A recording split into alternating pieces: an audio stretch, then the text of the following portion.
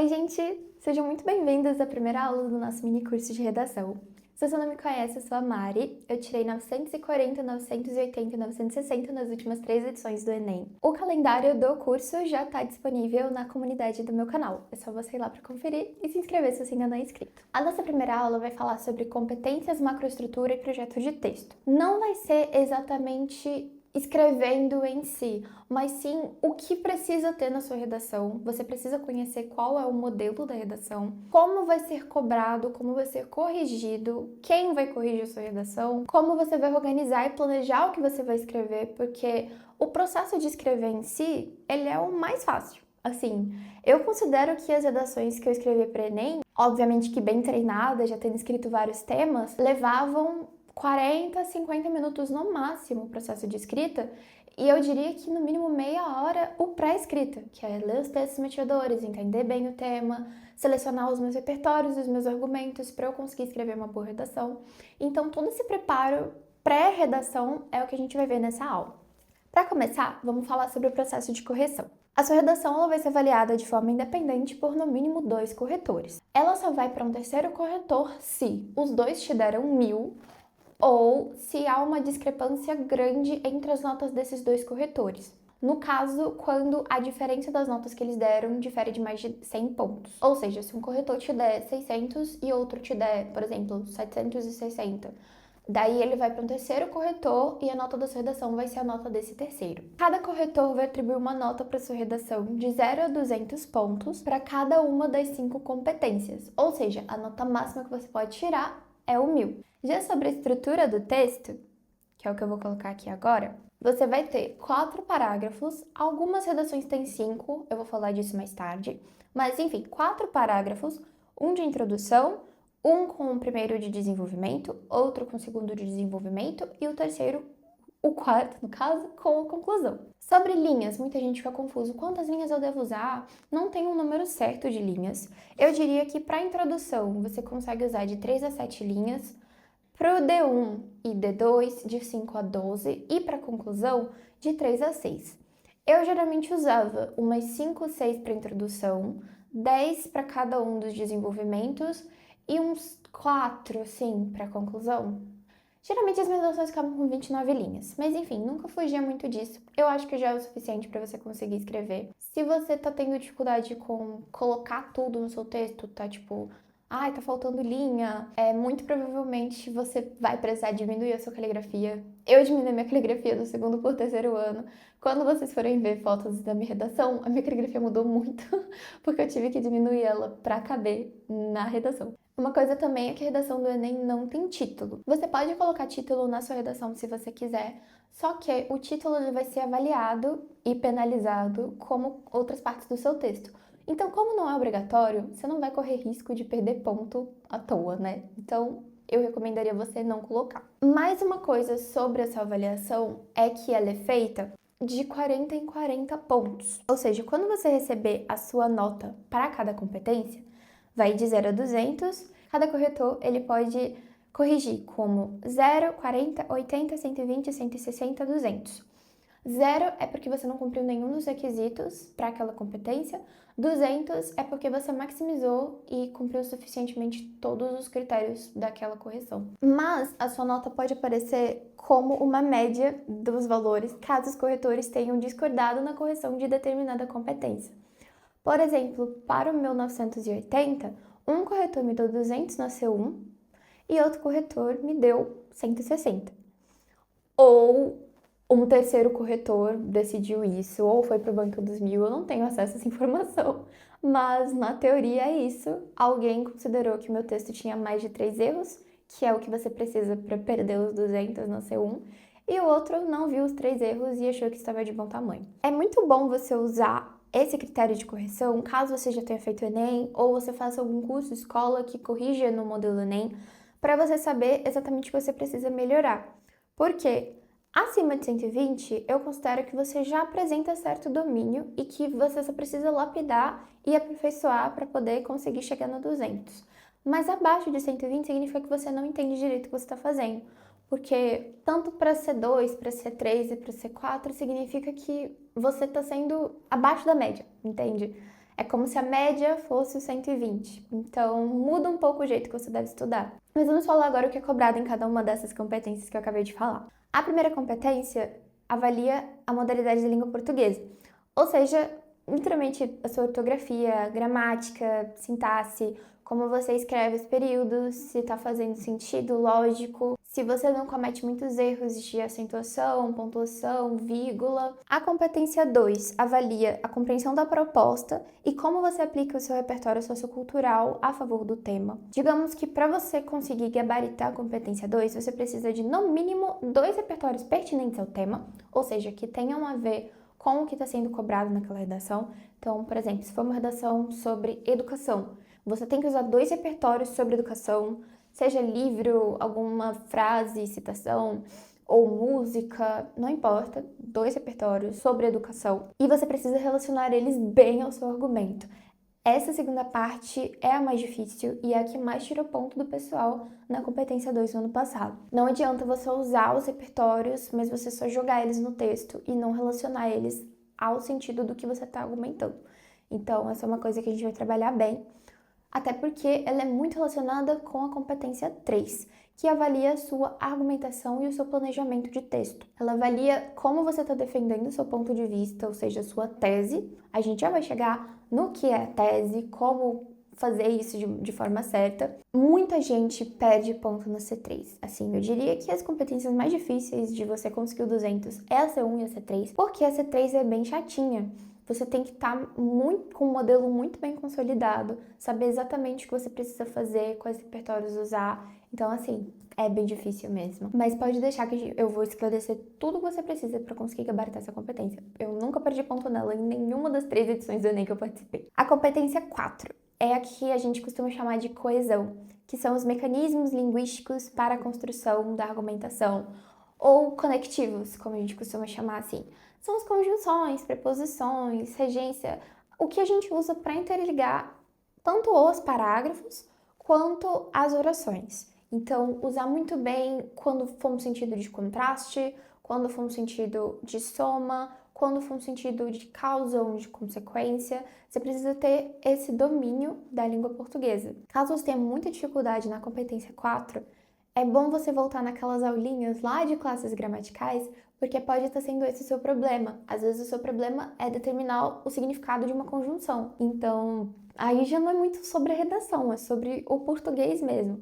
Então, se você não domina muito bem o português, talvez seja isso que você deve estudar antes de fato olhar para a redação. Já a última competência, C5, a gente diz que ela avalia a conclusão. Ela avalia a proposta de intervenção para o problema respeitando os direitos humanos. Na proposta de intervenção, eu diria que é a mais fácil assim de gabaritar, porque você só tem que cumprir os 5 requisitos, mas ela também é meio traiçoeira. Na minha primeira redação que eu tinha em 1940, foi uma das que eu perdi ponto. Eu perdi ponto na C1 e na C5, porque a minha conclusão ficou meio ambígua. Então, eu também vou dar, assim, umas dicas para você conseguir, fazer ela da melhor forma e evitar perder ponto bobo. Agora que eu já apresentei o que é cobrado em cada competência, eu vou falar o que você pode fazer para melhorar em cada uma delas. Pode deixar que a gente vai voltar em uma por uma ao longo das aulas, tanto para você aperfeiçoar a sua C1 depois que você já souber tudo o que tem que ser feito no texto, tanto para quando você finalmente entender as coisas e ainda estiver perdendo ponto, você conseguir melhorar. Mas aqui eu já acho que é um bom eu já falar o que tem e como melhorar para as pessoas que já escrevem, pessoas que não estão escrevendo do zero. Não estou aprendendo redação do zero. Para começar, a C1, sobre o domínio da língua portuguesa. Eu dividi em 3 intervalos de nota, porque eu acho que ela é a mais complicada de você definir qual que é o direcionamento certo para aumentar sua nota nela.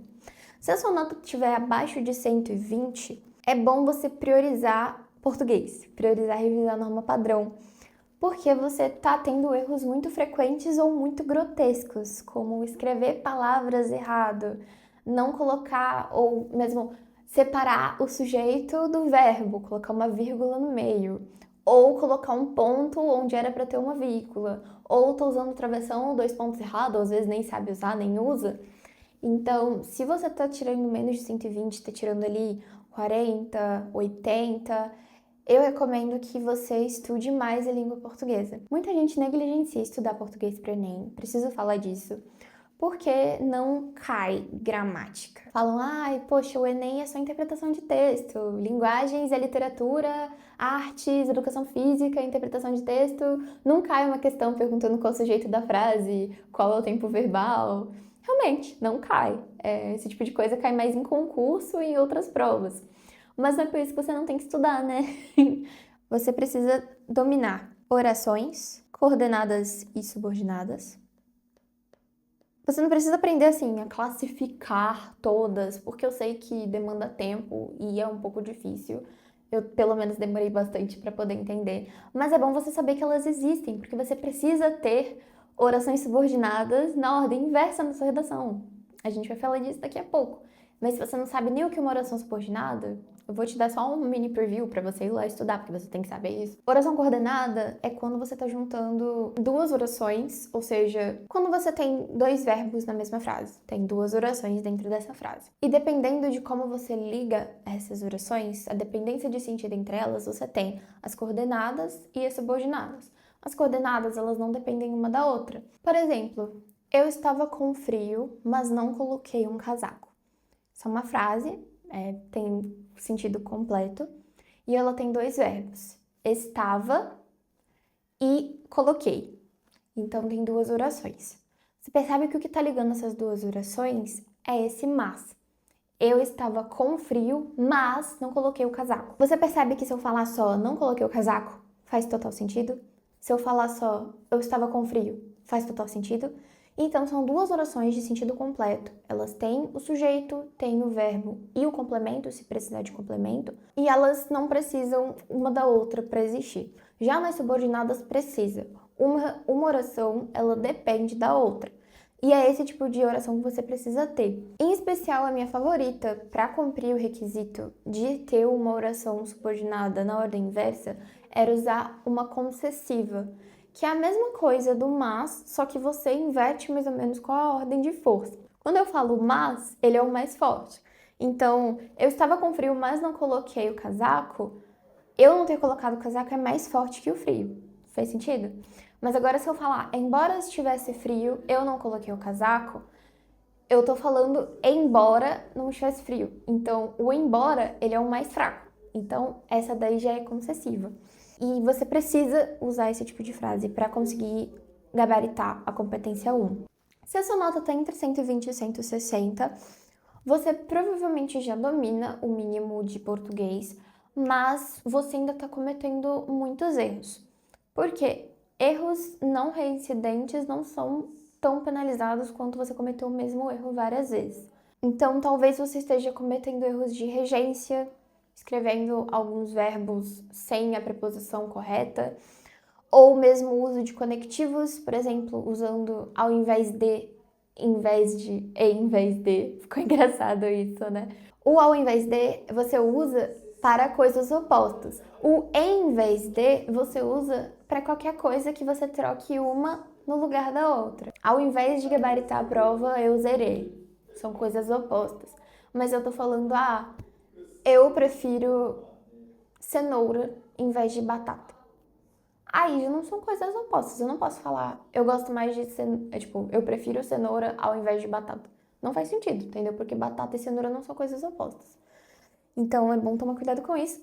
O onde também, ele é campeão assim de tirar ponto, porque onde só se usa com sentido de lugar. Então se você vai falar, no Brasil, país onde tal coisa acontece, tá certo.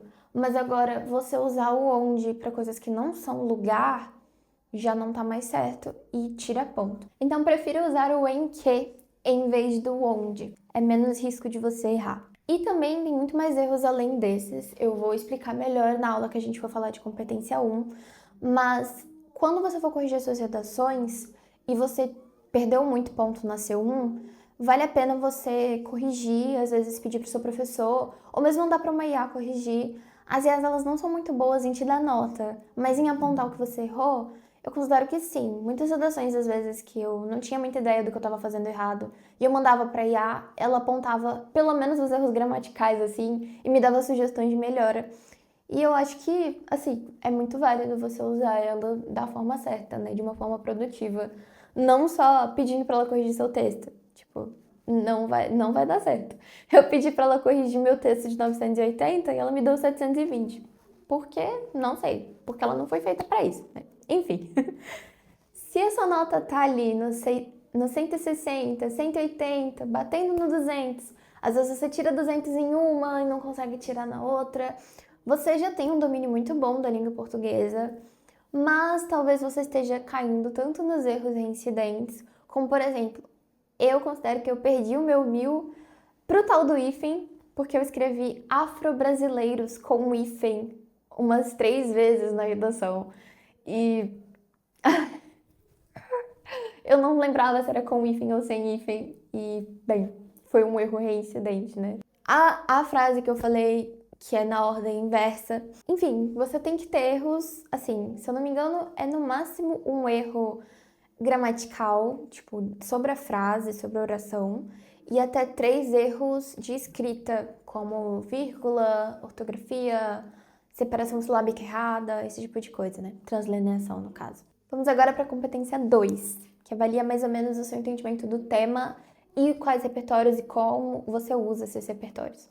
O erro mais comum que tira ponto na competência 2 é usar um repertório coringa que não tem articulação nenhuma com o tema em todos os seus repertórios. Você precisa de pelo menos 2 repertórios que são pertinentes ao tema para conseguir gabaritar essa competência e bem usados. Se você está usando muitos repertórios que não tem tanto a ver com o tema, por exemplo, o que a cartilha briga muito, que é com Utopia do Thomas More, provavelmente os corretores fizeram uma reunião só para falar mal desse livro, porque alguma nota 1000 usou e todo mundo começou a copiar. E copiava sem ter lido o livro e sem estar relacionando direito o livro à redação.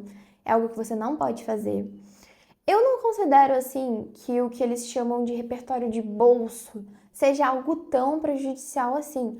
Até porque eu tirei 960 usando Zygmunt Bauman, que é muito odiado por ser muito coringa. Up Altas Aventuras, que é um filme para criança. Constituição, já vi gente falando mal de Constituição, sendo que Constituição, assim, é ouro para sua redação, bem usada. Então, assim, eu não considero que o problema esteja no repertório. Obviamente que se o Enem tá falando mal de um livro, você não vai usar o livro. Mas o problema não está no repertório. Eu vejo muita gente malignizando esses repertórios, falando, ai, nossa, não use tal livro, não use tal coisa.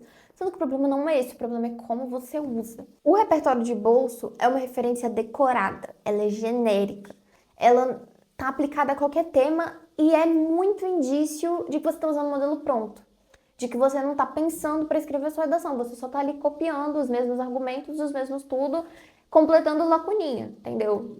Um repertório produtivo é aquele repertório que ele está conectado com o que você está falando na redação. Então, se eu estou falando de Estado, algo que o Estado não está fazendo, e eu uso a Constituição no artigo específico que fala o que ele devia estar fazendo e o que ele não está, eu estou argumentando de uma boa forma, estou usando o repertório de forma produtiva. Por exemplo, eu estou pegando a frase de um sociólogo, alguma ideia de um sociólogo, e eu estou colocando na minha redação como um argumento de autoridade para confirmar o que eu estou falando, também é mega produtivo. Mas agora eu só jogar ali a frase só para cumprir tabela, só para falar coloquei o repertório, aí não tá funcionando. Se você tá colocando um repertório no seu texto e você não sabe para que ele serve, você provavelmente vai estar perdendo ponto na C2, porque fica bem claro, fica bem evidente quando você tá usando só porque tem que ter e não porque você tem um motivo para estar usando ele. Mas a C2 e a C3 elas vão ser melhor abordadas na aula de desenvolvimento, que eu vou falar exatamente como que você tem que usar, quais são as funções de um repertório, e aí isso vai ficar mais claro na sua cabeça. Vamos agora para a competência 3, que é a a maior. O foco da competência 3 é avaliar se você fez um projeto de texto, quão bom foi o seu projeto de texto, e a sua articulação entre as ideias. Então, como você está usando o que você tem na mão para argumentar a favor do seu ponto de vista. E no caso, não é bem um ponto de vista, é o ponto de vista que o Enem escolheu para você. A gente vai entrar em projeto de texto daqui a pouco, então segura um pouco essa ideia. Você colocar alguma frase e você ler depois o texto e perceber que essa frase não tá acrescentando nada, ela não tá explicando, não tá argumentando, não tá detalhando, não tem um sentido pra ela estar ali, não é, esse aqui é o meu tópico frasal, a função dele é introduzir o parágrafo, relacionar o tema com o que eu vou falar no parágrafo. Viu? Essa frase tem sentido. Essa aqui é a frase que está explicando o repertório. Essa frase tem sentido. Essa aqui é a frase que está mostrando os meus exemplos que vão reforçar o meu argumento. Essa frase tem sentido. Agora, você só está colocando lá, olha, isso é ruim para a sociedade. É muito ruim que existam pessoas em situação de rua. É muito ruim que existam crianças que não têm acesso à educação. Realmente, mas você não falou nada, você só tá enchendo linguiça. Você não tá argumentando a favor de nada, você não tá falando quem que é o culpado, qual que é o seu eixo argumentativo. Essa frase, ela não tá acrescentando nada no seu texto, então ela deve ser removida. Quando a gente for falar sobre a argumentação em si, eu vou te falar os 7 passos para você construir o seu parágrafo, para você saber exatamente para que cada frase serve. Eu acho que, assim, esse é o ouro, esse é o essencial. Você que decora modelo pronto é porque você não tá entendendo o que você tá fazendo. E tem muita gente que coloca na cabeça, que é muito difícil, que é impossível. Não, dá pra fazer igual uma receita de miojo, entendeu? Dá de boa. E saindo da sua cabeça, entendeu? Não sou eu falando ali no seu ouvido, escreve assim, assim, assado. Não. Foi assim que eu aprendi a escrever. Eu também escrevia mal pra caramba. Eu acho que na primeira redação que eu fiz, eu tirei tipo 400, 500 na escola, obviamente, né? Mas no meu primeiro Enem eu consegui 940. Por quê? Eu fui aprendendo com os meus erros, eu fui aprendendo, não, tem um motivo para o modelo ser assim, assim, assado, entende? É isso que eu vou conseguir, em nome de Jesus, colocar na sua cabeça. Vamos agora para a competência 4, sobre coesão. Coesão avalia, como a gente falou, quais conectivos e operadores que você está usando. O principal, não repita, entendeu? Diversifica. Se você não tem um repertório muito bom, né, de conhecer várias conectivos, várias conjunções que você pode usar, vários advérbios, esse tipo de coisa, copia de outras pessoas. Foi isso que eu fui fazendo para conseguir melhorar. Então, para não ficar ali, nesse sentido, nesse sentido, nesse sentido, repetindo, repetindo, repetindo, repetindo, eu fui aprendendo a usar dessa forma, diante desse contexto, logo, assim, entendeu? Fui ali mudando mais ou menos qual era a forma que eu estava usando. Usar um já que, visto que, a fim de que. Essas coisas você pega lendo outras redações mesmo. Eu já tenho um vídeo lendo as minhas redações, mas se você considerar se tornar membro do canal, você vai ter acesso às minhas redações com as minhas análises sobre elas, aos materiais que eu estou usando nessa aula e nas próximas que virão, e também as minhas anotações sobre redação e outras matérias para o Enem do ensino médio. Além disso, vai ter uma aula extra que vai ser só para os membros, só sobre argumentação. Então, tá bem baratinho, tá R$15 só e você acessa todas essas coisas. Mesmo que você assine só por um mês, assista a aula, pega os materiais e vai embora. Percebe? Tá bem barato. Então, me ajuda pra caramba e vai ajudar você também, porque eu vou te mostrar ali exemplos, né, de redações excelentes para você poder copiar. Eu adoro essa palavra. Gostei desse conectivo. Muita gente roubou entre aspas, né? Muita gente pegou o meu é fulcral, portanto, na conclusão. Eu adorava começar minha conclusão assim. É imperioso, portanto, com o portanto assim, entre vírgulas. Eu achava que ficava super chique, teve gente que usou na redação, isso deu bem. Então, se você quer ter acesso a esses materiais, considere, né, ser um membro do canal.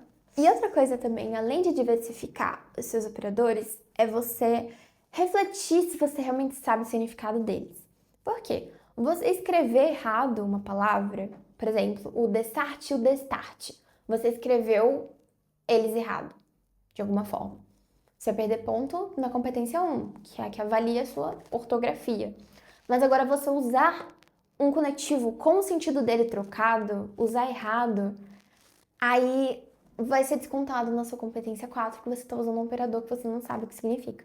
Outro assim, não obstante, em suma. Você sabe o que significa? Outro assim? Sabe o que significa não obstante?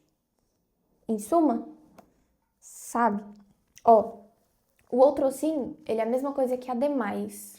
Além disso, traz uma ideia de soma, de adição. Não é de oposição. Já o não obstante não é para acrescentar nada. É um no entanto. Porém, ele traz uma ideia de oposição. E o em suma, ele é um resumitivo e ele serve para concluir. Então, ele é como se fosse um portanto. Então, é bom que você saiba qual é o sentido dos operadores para você não perder ponto à toa, entendeu? Mas de longe, o que mais tira ponto é você repetir palavra. Não só operadores, mas palavras mesmo. Então, sempre que você estiver fazendo um tema, é bom você aproveitar que ainda faltam alguns meses até o Enem, para você conseguir ver vários temas, justamente para você pegar vários sinônimos de palavras, não ficar repetindo a mesma coisa o texto inteiro. Então, por exemplo, vou falar de sociedade, vou falar população, vou falar os brasileiros, vou falar.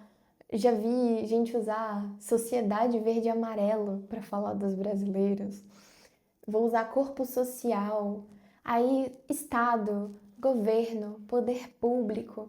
Você pegar esses sinônimos para evitar repetição é muito bom. Você faz isso treinando redação. Não adianta só você pegar uma lista e achar que lendo ali você vai decorar. Não, você vai decorar na força, fazendo. Enfim, para concluir, nós temos a competência que avalia a sua conclusão, que avalia a sua proposta de intervenção. É só você fazer um checklist com agente, ação, modo meio, efeito e detalhamento. Calma que a gente ainda vai aprofundar mais tarde, mas só para você não se desesperar. O agente é quem vai fazer a sua proposta de intervenção. E caso você não saiba, a proposta de intervenção é como se fosse solucionar, apaziguar, amenizar o problema, a situação que você está ali defendendo que existe. No final do seu texto, você tem meio que falar alguém para tentar consertar isso, para tentar fazer alguma coisa sobre isso. E é muito importante também na proposta de intervenção que você use algo palpável, algo que dá para ser feito. Não adianta falar, cabe ao governo criar campanhas de conscientização para a população. Não adianta. Mas por que não adianta? Porque conscientizar não é resolver o problema. Eu sei que tem lixo nas ruas. Isso resolveu o problema? Eu fazer uma campanha para conscientizar as pessoas que existe lixo nas ruas. Vai resolver o problema de ter lixo na rua? Não vai. Então você precisa colocar algo fixo, algo assim que dê para ser feito de verdade. Então não, eu vou colocar cabe à sociedade começar a catar lixo no chão.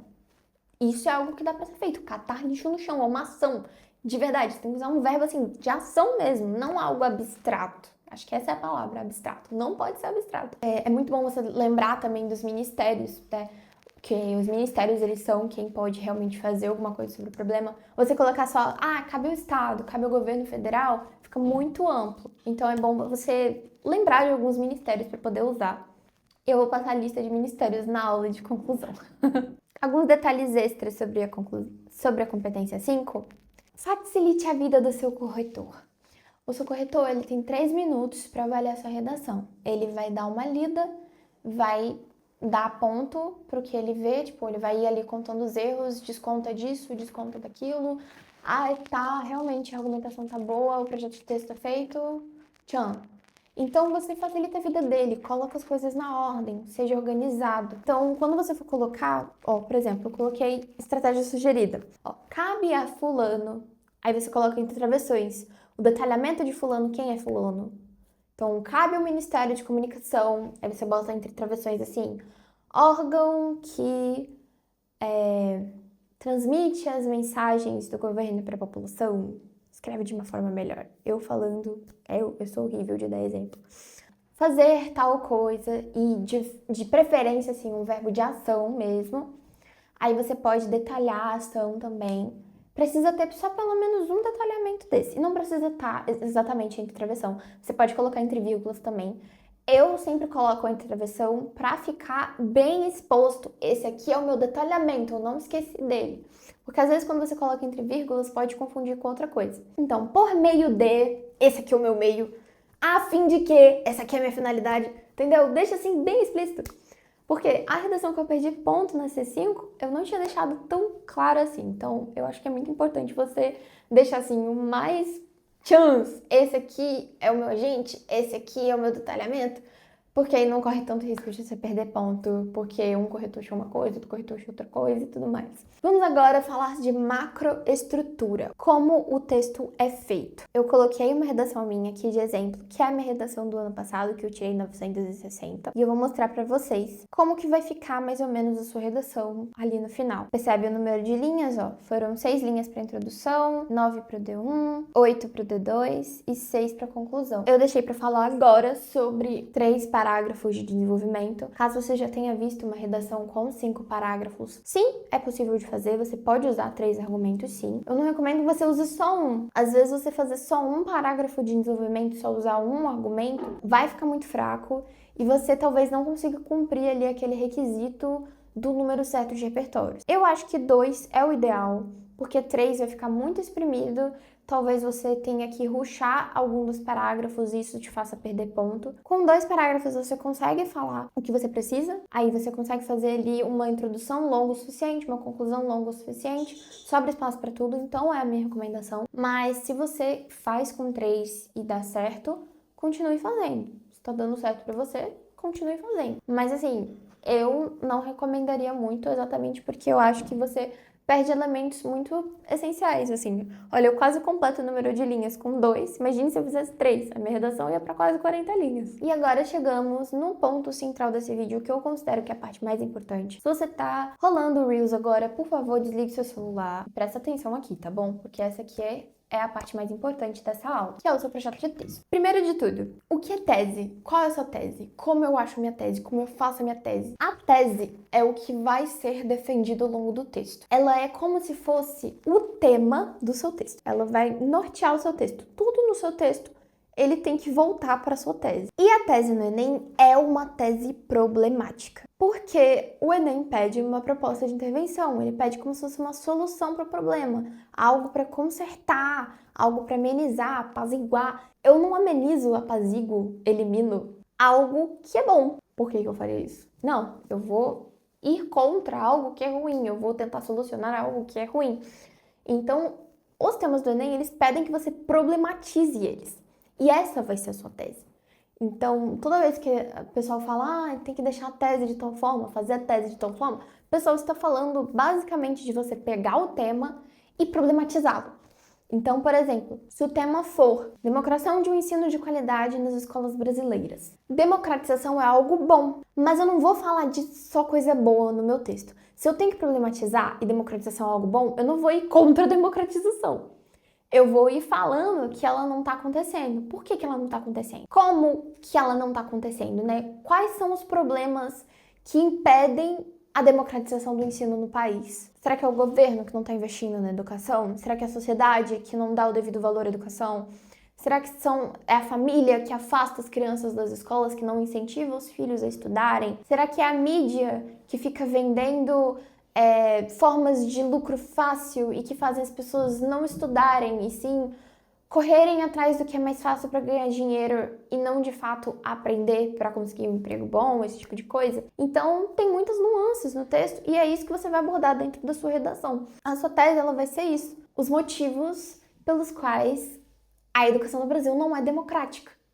Entende? Você vai pegar o tema e você vai trazer os problemas dele. Por que não está acontecendo?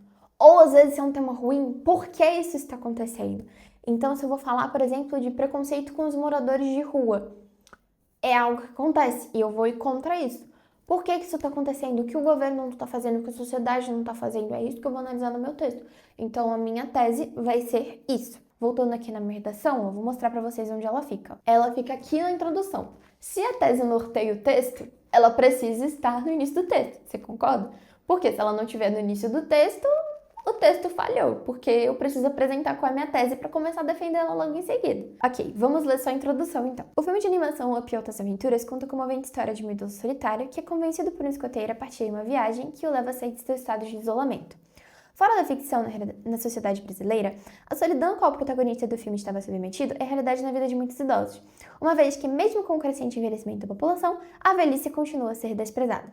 Dessa forma, é imperioso analisar os fatores que promovem esse triste cenário, a negligência estatal e a segregação social. Percebe, no início, eu apresentei o tema, eu fiz o contexto, que é o uso do repertório, a gente vai entrar nisso depois, mas vamos procurar a tese. Na sociedade brasileira, a solidão a qual o protagonista estava submetido, essa aqui é a minha relação do meu repertório, do meu contexto com o tema, é realidade, porque, uma vez que, mesmo com o crescente envelhecimento da população, a velhice é desprezada. É isso que eu vou analisar no meu texto, é isso que eu vou defender no meu texto. É imperioso analisar os fatores que promovem esse triste cenário. Que triste cenário? Da velhice ser desprezada. Do envelhecimento da população ser negligenciada, ser desprezada. Expliquei aqui com a minha tese e eu falei quais são os argumentos logo em seguida. É esse modelo aqui que a gente vai seguir. Na aula de introdução eu vou entrar mais fundo nisso, mas é só para você saber identificar onde fica a tese no seu texto. Voltando agora sobre o projeto de texto, qual mensagem os textos motivadores querem que eu perceba? Isso a gente vai falar aqui lendo os textos motivadores da redação do Enem 2024, cujo tema era Desafios para a Valorização da Herança Africana no Brasil. Vamos fazer a leitura dos textos motivadores e construir o nosso projeto de texto juntos. Eu vou construir uma aqui junto com você. Vou ler o passo a passo só antes da gente começar a fazer a leitura. Primeiro, contexto. Apresenta o assunto, liga ao tema, tese e apresenta os eixos argumentativos. Isso aqui é a minha introdução, né? Isso aqui é o que tem que ter na introdução, tá? Escolhe os eixos argumentativos que combinam com o tema, classifica, né? Escolhe os argumentos para a tese, faz uma lista de repertórios, faz a correlação de quais repertórios ficam melhores para cada parte do texto e depois finaliza escolhendo os melhores para o projeto. Se você ficou meio confuso, vamos passo a passo. O primeiro aí que ele colocou, que eu escrevi sobre contexto, foi o que eu acabei de explicar sobre a introdução, né? Sobre como eu vou escrever de fato. Mas esse, no caso, seria o último. Eu não sei porque ele foi pro primeiro, mas seria o último, tá? Então, vamos dar uma apagada aqui nele. Vamos começar a partir do segundo. Vou ler a frase temática, vou ler os textos motivadores e a gente vai ver quais eixos argumentativos combinam com esse tema. Instruções para redação. É bom você sempre ler as instruções, tá bom? O rascunho da redação deve ser feito no espaço apropriado. O texto definitivo deve ser escrito a tinta preta na folha própria em até 30 linhas. A redação que apresentar cópia dos textos da proposta de redação ou do caderno de questões terá o número de linhas copiadas desconsiderado para a contagem de linhas. Quando você for usar qualquer coisa aqui dos textos motivadores, eu recomendo fortemente que você use as ideias. A gente vai tirar daqui as ideias, o que eu posso usar de argumento, mas, assim, repertório de fato, eu não aconselho usar. Justamente por isso, porque não vai entrar na sua correção. E se você copiar, assim, cópia na íntegra, é zero. Tem que tomar muito cuidado. Isso com os textos da prova de linguagens e humanas também. Você pode usar as ideias e às vezes você pode usar até mesmo o mesmo repertório, parafraseado, escrito de outra forma, quando forem dados estatísticos também. Receberá nota zero em qualquer das situações expressas a seguir a redação que tiver até 7 linhas escritas, sendo considerada texto insuficiente. Fugir ao tema ou não atender ao tipo dissertativo argumentativo. Apresentar parte do texto deliberadamente desconectada do tema proposto. Apresentar nome, assinatura, rubrica ou outras formas de identificação no espaço destinado ao texto. Vamos ler os textos motivadores agora. A frase temática é Desafios para a Valorização da Herança Africana no Brasil. Então aqui primeiro ele vai definir para mim o que é herança. Herança é o legado de crenças, conhecimentos, técnicas, costumes, tradições, transmitido por um grupo social de geração para geração. Cultura. Herança seria, no caso, legado. Cultura. São coisas que precisam aparecer no meu texto. As culturas africanas e afro-brasileiras foram relegadas ao campo do folclore com o propósito de confiná-las ao gueto fossilizado da memória. Folclorizar, nesse caso, é reduzir uma cultura a um conjunto de representações estereotipadas, via de regra, alheias ao contexto que produziu essa cultura. Ou seja, eu estou transformando uma cultura em algo, do passado, é uma historinha. Não é algo que realmente aconteceu, eu estou só ignorando tudo que essas pessoas passaram, que ainda tentam trazer para o presente. Então, olha, essa é uma ideia legal para eu colocar no meu argumento. Eu colocar que a sociedade, ela faz isso, ela ignora. É um tipo de invisibilização que a sociedade faz. Aqui eu já peguei uma ideia de argumento. Confiná-las no gueto fossilizado da memória. Reduzir uma cultura a um conjunto de representações estereotipadas. Então eu não estou reconhecendo essas pessoas pela história delas de fato. Estou só enxergando, assim, de fora. Estereótipo. Eu usei isso aqui na minha redação. Peguei até minha redação aqui pra gente poder analisar. Olha, essa parte aqui que eu falei, nem lembrava. De representações estereotipadas. Eu coloquei isso no meu texto. Foi uma ideia de argumento que eu peguei dos textos motivadores. Falei sobre apatia social, sobre como a sociedade ela desvaloriza a cultura africana. E aí eu coloquei: ademais, os estereótipos como marginal e malandro diminuem a relevância das manifestações artísticas cujos autores são da periferia e da favela, por exemplo, o que dificulta a luta dessas pessoas para colocar seus costumes, crenças e tradições em evidência. Tudo o que eu escrevi aqui não é exatamente o que estava no texto motivador, mas a ideia estava nele. Então, quando eu for construir meu projeto de texto, eu vou colocar aqui introdução, D1, D2, conclusão. E aí eu vou anotar as ideias aqui do lado. Lembra? Primeiro eu anoto, escolho os eixos, classifico, repertório, depois eu faço a correlação para colocar em cada um desses negócios aqui. Então, primeiro eu vou colocar a primeira coisa que eu anotei aqui: marginalização, estereótipos. Vamos continuar a leitura. Texto 3. Quando não souberes para onde ir, olha para trás e saiba pelo menos de onde vens. Provérbio africano. Texto 4. História afro-brasileira nas escolas. Professoras comentam avanços e dificuldades. As aulas sobre escravidão eram motivo de vergonha para uma professora quando ela estudava em uma escola municipal na zona sul de São Paulo. Era meu pior momento na escola, lembra a ex-aluna. Naquela época, a história da população negra no Brasil era reduzida ao horror do período escravocrata. Nossa, que dicção. Não se falava na escola sobre temas como a história e a cultura da afro-brasileira, muito menos sobre as grandes personalidades negras do país, como Luiz Gama e Carolina Maria de Jesus. A pedagoga que é negra tem orgulho de oferecer uma experiência diferente da que viveu em sala de aula para seus alunos. Agora, os livros infantis levados para as turmas têm protagonistas pretos. Temas como a beleza do cabelo crespo e o combate ao racismo fazem parte do dia a dia na escola. Então, aqui ela está falando sobre como na educação já também existe essa segregação. Coloquei isso no meu texto também. Aqui, dessa vez, no D1. Além disso, na base educacional, não há aprofundamento no estudo da ancestralidade africana, como se estudam obras literárias europeias, por exemplo, o que contribui ainda mais para a invisibilização dessa cultura. É inadmissível que tal preconceito continue se perpetuando no Brasil. Percebe já duas ideias que eu coloquei no meu texto, lembrando que essa redação aqui foi 980. Duas ideias eu peguei dos textos motivadores. Os textos, eles não estão lá de enfeite. Então, vou colocar aqui algo que eu escreveria também. Falha na base educacional. Muito bem. Texto 5. Histórias para ninar gente grande. Brasil, meu nego, deixa eu te contar. A história que a história não conta. O avesso é do mesmo lugar. Na luta que a gente se encontra, Brasil, meu dengo. A mangueira chegou, com versos que o livro apagou. Desde 1500 tem mais invasão do que descobrimento. Tem sangue retinto pisado, atrás do herói moldurado. Mulheres, tamoios, mulatos. Eu quero um país que não está no retrato.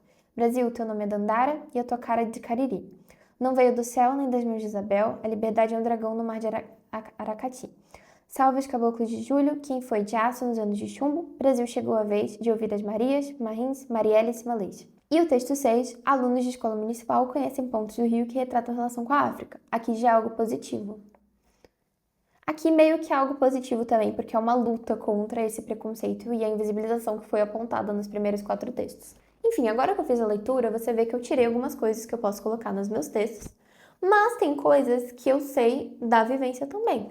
Se você vê, os dois que eu usei aqui dos textos motivadores foram argumentos extras. A gente vai discutir isso de argumentos extras na aula de argumentação. Aqui do passo a passo, a primeira coisa que a gente faz, né, depois que a gente lê, é escolher os eixos argumentativos. Os eixos que eu escolhi foram Estado e sociedade. Então, quais eixos no total a gente consegue perceber assim? Estado, né, o governo, a sociedade, a família, a mídia. Tem outros. Pode ser também meio que, não exatamente um agente, mas história. Então, por exemplo, você fazer uma alusão histórica e fazer um parágrafo falando sobre um paralelo da história com o presente para você mostrar que, argumentar que é um problema antigo, você pode usar a história. Então, enfim, esses aqui seriam meio que os eixos que eu poderia seguir. Eu poderia falar aqui de história, falar sobre como a história é meio que apagada, sobre como tenta só estereotipar e apagar tudo isso. A história da população negra, tá escrito aqui, ficou presa ali no período escravocrata. Depois que eles não eram mais escravos, não existisse mais nenhuma herança, nenhuma cultura, né? O que não é verdade. Então eu poderia fazer usar a história para poder falar disso. Eu vi algumas pessoas, por exemplo, que usaram Machado de Assis, que era retratado como branco, mas na verdade não era branco. Então, como a história sempre foi tentando ser como se fosse esbranquiçada, sempre tentaram remover os protagonistas, os personagens negros da história. E você poderia falar sobre isso. Só que como eu não sou tão boa de história, eu não tenho tanto repertório de história, eu preferi seguir por um caminho mais seguro, que é o que a gente costuma seguir, né, no geral, que é falar de sociedade e Estado. A família a gente costuma usar em temas que tem crianças ou educação, e a mídia em temas mais como, por exemplo, tecnologia, redes sociais, ou sobre, por exemplo, o envelhecimento, o que foi o tema do ano passado. Você poderia ter usado a mídia para poder falar que a mídia fica com isso de que você tem sempre que ser jovem e cria um certo preconceito com ser velho. Então, esses aqui seriam meio que os eixos que você poderia usar para nortear, né, a sua redação. Eu escolhi Estado e Sociedade. Então, eu vou colocar aqui, eu quero que Estado seja o meu D1 e a sociedade seja o meu D2. E aí, aqui dos repertórios que eu tenho, vamos voltar ali na leitura do texto. O que eu falei foi que o Estado não tem protegido, ou o poder público é negligente. Por quê? Ele tolera vandalismo, não incentiva projetos de arte negra e não combate o racismo presente na sociedade, como demonstram as falhas nos julgamentos dos casos de preconceito. Então eu coloquei aqui no Estado que ele não está protegendo, ele não está fazendo várias dessas coisas. E eu coloquei de extra, que é algo que caberia ao Estado, essa parte da falha na base educacional. Então eu coloquei aqui de extra que eles deviam dar mais foco para a literatura negra e para a arte negra nas escolas, que é algo que caberia ao Estado fazer, né? E sobre a sociedade, já entra totalmente essa parte de marginalização e estereótipos. O meu primeiro argumento foi justamente isso, é impossível formar uma sociedade justa e equânime sem valorizar o legado cultural. Por não incentivar o debate sobre a ancestralidade negra, a sociedade está contribuindo para uma segregação lamentável no cenário brasileiro. O corpo social não dá voz aos negros devido ao racismo, impedindo a propagação dos conhecimentos da cultura africana, sejam as músicas e tradições, seja a história do povo. Então eu falei, a sociedade, né, é racista, esse racismo impede essa cultura de ser falada, apaga esse legado. Eu poderia até ter explicado melhor a parte histórica, né? Essa parte do legado. Eu falei mais do que está acontecendo atualmente, mas eu quis entrar muito no âmbito da arte, justamente porque foi algo que os textos motivadores guiaram muito também, né? Enfim, você percebe que tem muita coisa a ser falada no texto, mas às vezes a gente não dá para usar tudo, não dá para falar de tudo.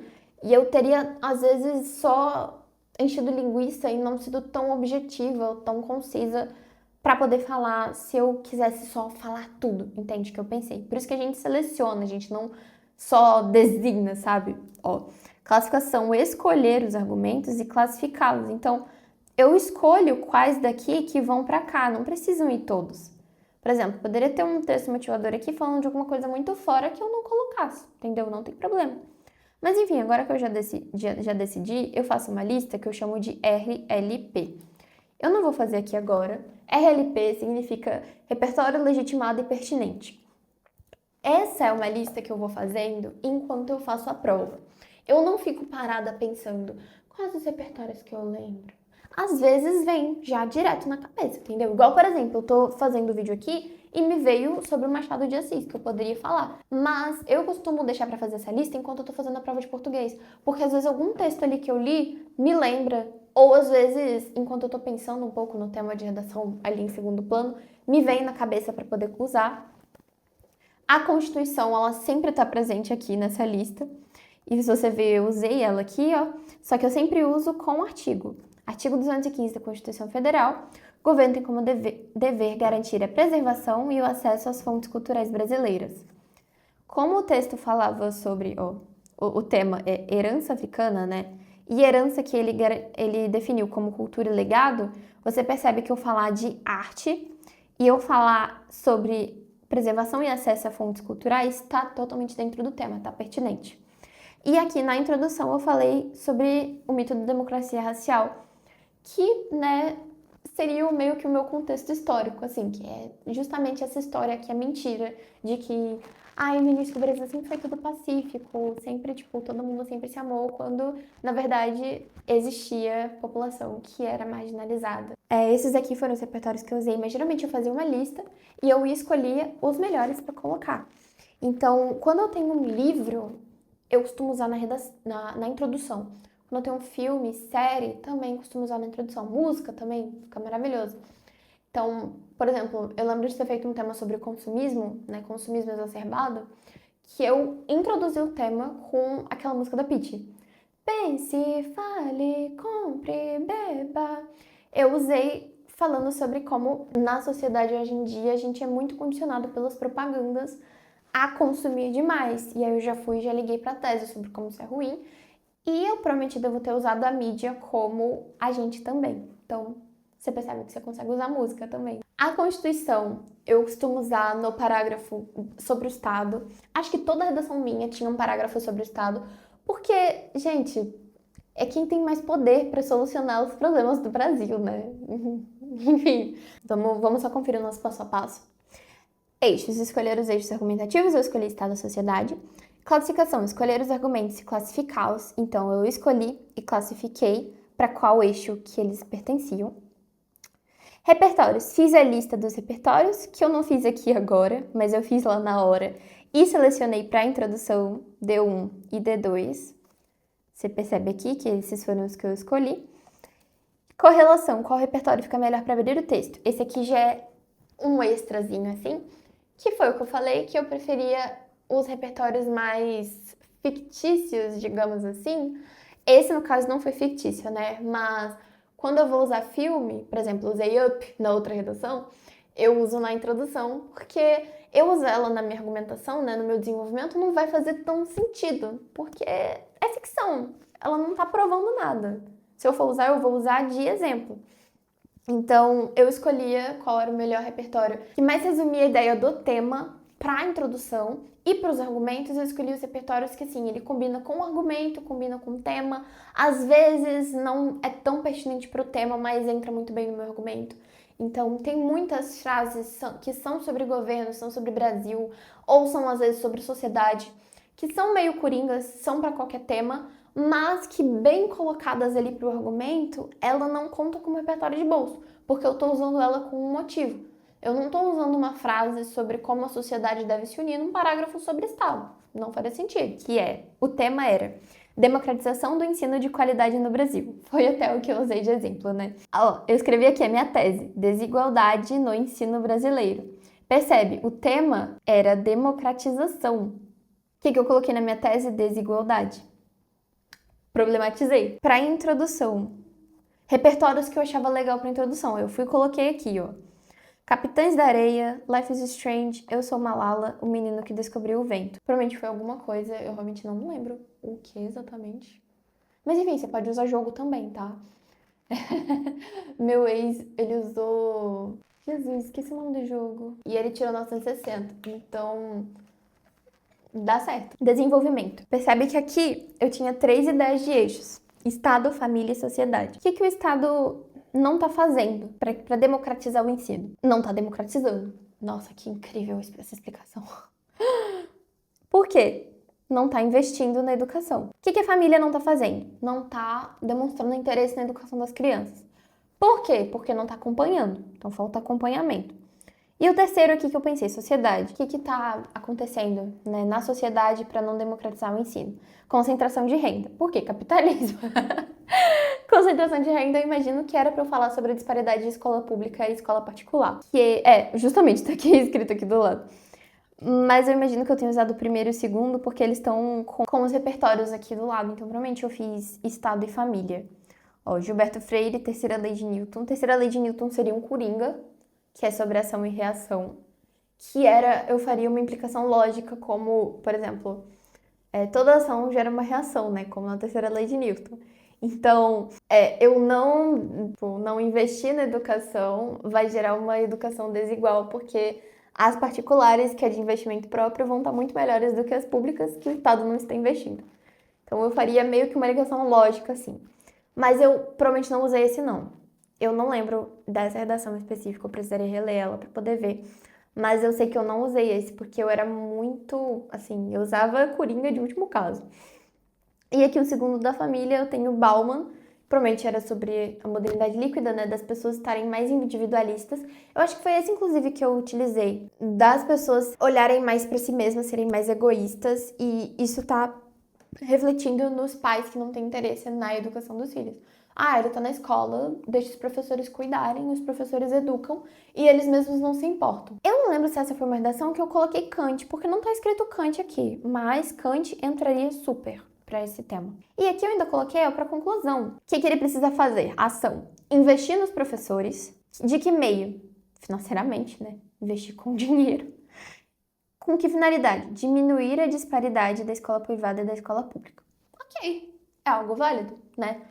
Cabe ao Ministério da Educação dar as verbas para as escolas para tentar diminuir essa disparidade e democratizar melhor o ensino, né? Não é exatamente, uau, solução do problema, mas, gente, vocês são adolescentes, entendeu? Isso aqui eu devia ter 16, 17 anos, então você não vai esperar que um adolescente de 16, 17 anos solucione um problema da educação do Brasil, entendeu? Então, acho que foi isso de projeto de texto. Eu espero que vocês tenham entendido. Caso tenha alguma dúvida, podem me perguntar, tá bom?